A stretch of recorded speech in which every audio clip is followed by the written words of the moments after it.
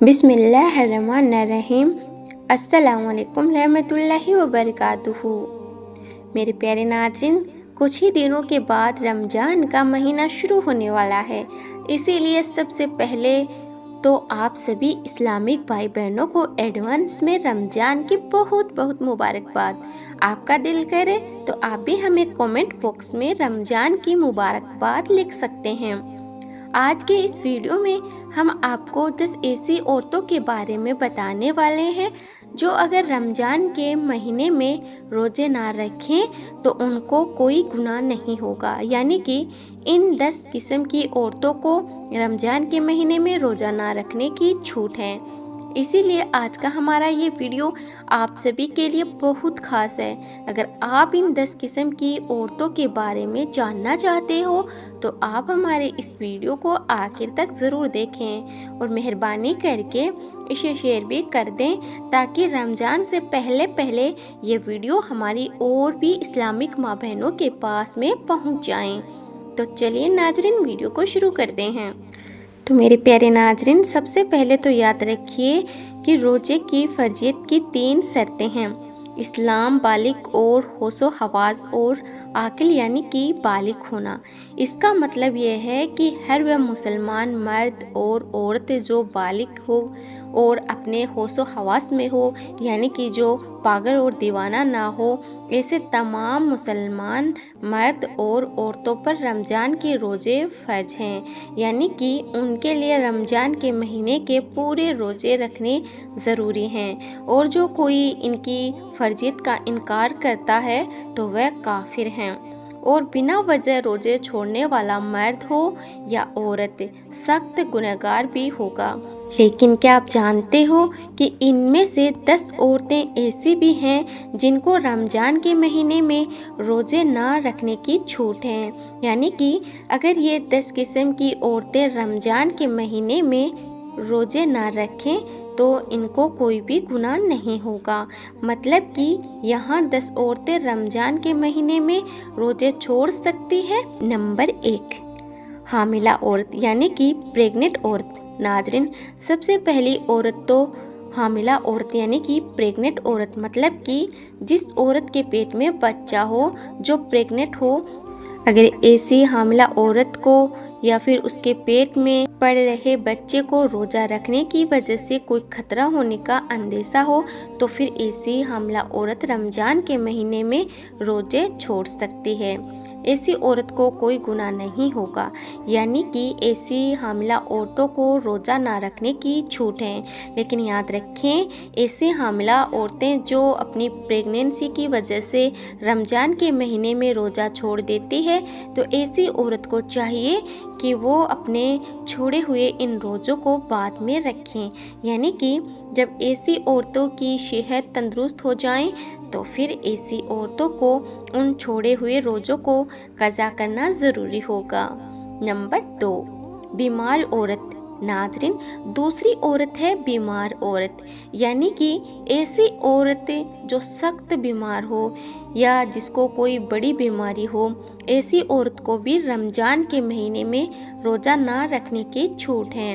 अगर ऐसी बीमार औरत रमज़ान के महीने में रोज़ा नहीं रखती है तो ऐसी बीमार औरत को भी कोई गुनाह नहीं होगा। अब यहाँ पर बात आती है कि ऐसी कौन कौन सी बीमारियाँ हैं कि जिनमें रोज़ा ना रखने की छूट है। तो इस बारे में हम आपको बता दें कि यहाँ पर उन छोटी छोटी बीमारियों की बातें नहीं हो रही है जो नॉर्मल लोगों में होती रहती है।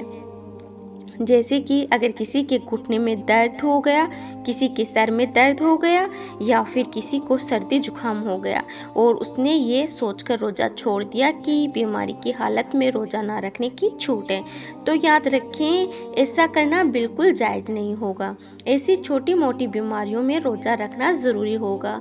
यहाँ पर बीमारी से मुराद उन बड़ी बीमारियों से हैं जिनमें इंसान की जान जाने का खतरा होता है। अब आप पूछेंगे कि हमें इस बात का कैसे पता चलेगा कि कौन कौन सी बीमारियों में जान जाने का खतरा होता है। तो हम आपको बता दें कि आपको इस बात का इस तरह से पता चलेगा कि अगर कोई माहिर डॉक्टर आपको ये कह दे कि अगर आप भूख प्यासे रहें, अगर आपने रोज़े रखें तो आपकी जान जाने का खतरा हो सकता है, या फिर अगर कोई माहिर डॉक्टर ये कह दे कि अगर आपने रोज़ा रखा तो आपकी ये बीमारी दूर नहीं होगी बल्कि आपका ये मर्ज और ज़्यादा बढ़ जाएगा। तो ऐसी सूरत में रमज़ान के महीने में रोज़ा छोड़ना जायज़ है। लेकिन यहाँ पर आप एक बात और याद रखें कि अगर किसी औरत ने अपनी बीमारी की वजह से कुछ रोज़े छोड़ दिए हैं तो याद रखें कि ऐसी औरतों को उन छोड़े हुए रोज़ों को बाद में कज़ा करना होगा, यानी कि जब उनकी बीमारी ठीक हो जाएगी, यानी कि जब वह सेहतमंद और तंदुरुस्त हो जाएगी तो उन छोड़े हुए रोज़ों को उसे कज़ा करना होगा।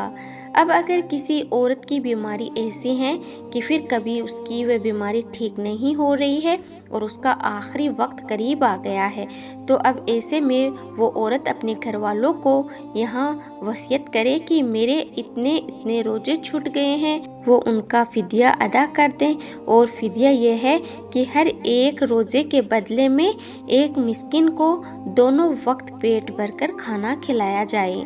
नंबर 3, बच्चे को दूध पिलाने वाली औरतें। नाजरीन, तीसरी औरत है बच्चे को दूध पिलाने वाली औरतें। लेकिन यहाँ पर हम आपको बता दें कि किसी दूसरे के बच्चे को या दूध पिलाने वाली औरतें पहले हुआ करती थी।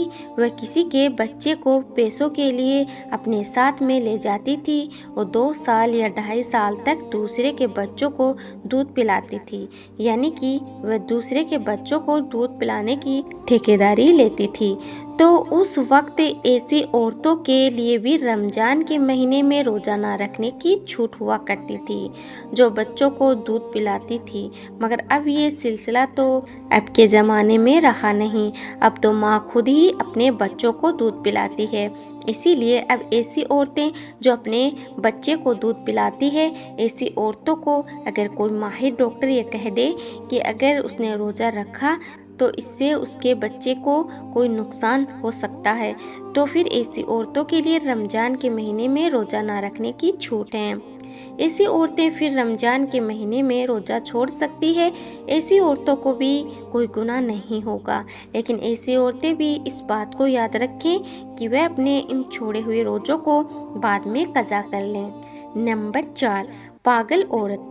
नाजरीन, चौथी औरत है पागल औरत या दीवानी औरत, यानी कि जिसका दिमाग ख़राब हो गया हो, जो औरत अपने आप से बाहर हो गई हो, जो बहकी बातें करती हो, जो अचानक ही बेहोश हो जाती हो। ऐसी औरतों के लिए भी रमज़ान के महीने में रोज़ा ना रखने की छूट है, यानी कि अगर ऐसी पागल या दीवानी औरत भी रमज़ान के महीने में रोज़ा ना रखें तो ऐसी औरतों को भी कोई गुनाह नहीं होगा। मगर यहाँ पर ऐसी औरतों के लिए भी ये हुक्म है कि बाद में जब ऐसी औरत का दिमाग ठीक हो जाए, जब वह तंदुरुस्त हो जाए, तो ऐसी औरत भी अपने इन छोड़े हुए रोज़ों को बाद में कज़ा करें। नंबर 5, हेज वाली औरत। नाज़रीन, 5वीं औरत है हेज वाली औरत।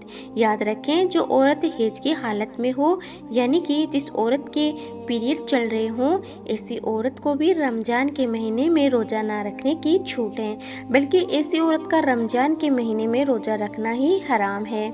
हेज वाली औरत का रोज़ा रखना जायज़ नहीं है। हेज की हालत में रोज़ा रखना और नमाज पढ़ना हराम है और नाजायज़ है। अगर कोई औरत हेज की हालत में रोज़ा रख लेती है तो याद रखें, ऐसी औरत का रोज़ा कबूल ही नहीं होगा, बल्कि ऐसी औरत को अल्लाह की तरफ से सख्त अज़ाब होगा। इसीलिए ऐसी औरत को चाहिए कि वह हेज की हालत में रोज़ा भूलकर भी कभी ना रखें। मगर यहाँ पर ऐसी औरतें भी याद रखें कि हेज की वजह से आपके जो रोज़े छूट गए हैं, उन छोड़े हुए रोज़ों को बाद में कज़ा करें, यानी कि जब हेज से पाक साफ हो जाएं तो फिर आप उन छोड़े हुए रोज़ों को बाद में पूरा करें। नंबर 6, जिसकी जान जाने का खतरा हो। नाज़रीन, छठी औरत है जिसकी जान जाने का खतरा बन जाए, यानी कि अगर कोई शख्स अपने हाथ में तलवार लेकर किसी औरत के पास में पहुंच जाए और कहने लग जाएं कि अगर तुमने रोज़ा रखा तो मैं तुम्हारी गर्दन को उड़ा दूंगा या तुम्हें जान से मार दूंगा। याद रखें, अगर इस तरह से किसी औरत की जान को खतरा हो जाए तो ऐसी सूरत में भी औरत रोज़ा छोड़ सकती हैं। यानी कि जब किसी औरत के सामने ऐसी सूरत पैदा हो जाए तो ऐसी औरत को भी रोज़ा ना रखने की छूट है। यानी कि ऐसी औरत के लिए भी रोज़ा न रखना जायज़ है। लेकिन ऐसी औरत भी याद रखें, इस वजह से औरत के जो रोज़े छूट जाएं तो उसको चाहिए कि वो इन छोड़े हुए रोज़ों को बाद में कज़ा करें, यानी कि वो इन रोज़ों को बाद में पूरा करें। नंबर 7, निफास वाली औरत। नाज़रीन, 7वीं औरत है निफास वाली औरत। यानी कि निफास वाली औरत को भी रमज़ान के महीने में रोज़ाना रखने की छूट है। अब आप पूछेंगे कि ये निफास क्या होता है। हम आपको बता दें कि औरत के बच्चा जलने के बाद आगे के मुकाम से जो खून निकलता है उसको निफास कहते हैं। याद रखें, अगर कोई औरत निफास की हालत में है और अगर उसने रोज़ा रख लिया तो ऐसी औरत का रोज़ा कबूल नहीं होगा, बल्कि ऐसी औरत को भी अल्लाह की तरफ से सख्त अज़ाब होगा। इसके अलावा अगर किसी औरत ने रमज़ान के महीने में रोज़ा रख लिया और फिर उसको दिन में एहसास हुआ कि उसको हैज़ शुरू हो गया है या फिर उसको बच्चे की विलादत हो गई है जिसकी वजह से उसको निफास शुरू हो गया है, तो याद रखें इसी औरत का वो रोज़ा नहीं होगा, उस रोज़े को बाद में उसको कज़ा करना होगा। नंबर 8, जो औरत सफ़र में हो। नाज़रीन, 8वीं औरत है वह जो सफ़र की हालत में हो, यानी कि ऐसी औरत भी रमज़ान में अगर रोज़ा ना रखे तो उनको कोई गुनाह नहीं होगा, यानी कि सफ़र की हालत में भी रोज़ा ना रखने की छूट है। मगर यहाँ पर बात आती है कि सफ़र कैसा, तो हम आपको बता दें कि जो सफ़र 82 किलोमीटर से दूर का हो और कम से कम 15 दिनों की नियत करके घर से निकल गया हो, ऐसे मुसाफिर के लिए रोज़ा रखने की छूट है। लेकिन याद रखें कि अगर कोई औरत सफ़र की हालत में है और वह ये कह दें कि मैं तो रोज़ा रखूँगी, मेरा सफ़र तो आराम का है, तो याद रखें ऐसी औरत सफ़र की हालत में भी रोज़ा रख सकती है, उनका रोज़ा हो जाएगा। और बेहतर भी यही है कि अगर सफ़र आराम का हो तो रोज़ा रख लिया जाए, लेकिन अगर ना रखें तो कोई गुनाह नहीं होगा। नंबर 9, बूढ़ी औरत। नाज़रीन, 9वीं औरत वह बूढ़ी औरत है जो अपनी उम्र के आखिरी पड़ाव में पहुंच गई हो, यानी कि जो अपनी उम्र के बुढ़ापे में पहुंच गई हो। अगर कोई औरत इतनी ज़्यादा बूढ़ी हो गई हो कि वह अपने बुढ़ापे की वजह से अपनी जगह से उठ भी नहीं पाती हो या बैठ भी नहीं सकती हो, या फिर कोई औरत अपने बुढ़ापे की वजह से इतनी ज़्यादा कमज़ोर हो गई हो कि उसमें रोज़ा रखने की बिल्कुल भी ताकत ना बची हो, तो ऐसी बूढ़ी औरत भी अगर रमज़ान के महीने में रोज़ा ना रखें तो उसको कोई गुनाह नहीं होगा, यानी कि ऐसी बूढ़ी औरत के लिए भी रोज़ा ना रखना जायज़ है। मगर याद रखें ऐसी बूढ़ी औरत के लिए भी फिदिया का मसला आता है। अगर ऐसी बूढ़ी औरत में फिर से कभी ताकत आ जाए, यानी कि वह फिर कभी तंदुरुस्त हो जाए, तो उसको चाहिए कि वह अपने छोड़े हुए इन रोज़ों को बाद में कज़ा करें। लेकिन अगर कोई औरत अपने बुढ़ापे की वजह से इतनी ज़्यादा कमज़ोर हो गई कि बाद में उसके ठीक होने की कोई उम्मीद ना बची हो, तो फिर उसके लिए रोज़े माफ़ हैं, लेकिन उसको हर एक रोज़े के बदले में फ़िदिया अदा करना होगा। और फ़िदिया ये है कि हर एक रोज़े के बदले में उसे किसी मिस्किन को दोनों वक्त पेट भरकर खाना खिलाना होगा। नंबर 10, नाबालिग बच्ची। नाज़रीन, जैसा कि आप सभी को मालूम है कि रोज़ा हर उस इंसान पर फ़र्ज़ है जो आकिल और बालिग हो। इसका मतलब ये है कि रोज़ा नाबालिग पर फ़र्ज नहीं है। अगर कोई बच्चा या बच्ची नाबालिग है तो उनको रमज़ान के महीने में रोज़ा ना रखने की छूट है, उनको कोई गुनाह नहीं होगा। लेकिन अगर कोई बच्चा या बच्ची अपने 10 साल की उम्र को पहुंच जाए और उसमें रोज़ा रखने की ताकत आ जाए तो उसे चाहिए कि वह रोज़ा रखना शुरू कर दें। तो मेरे प्यारे नाज़रीन, उम्मीद करती हूँ आपको ये वीडियो पसंद आया होगा। अगर पसंद आए तो इस वीडियो को दिल से लाइक करें और अपने दोस्तों में शेयर भी कर दीजिए।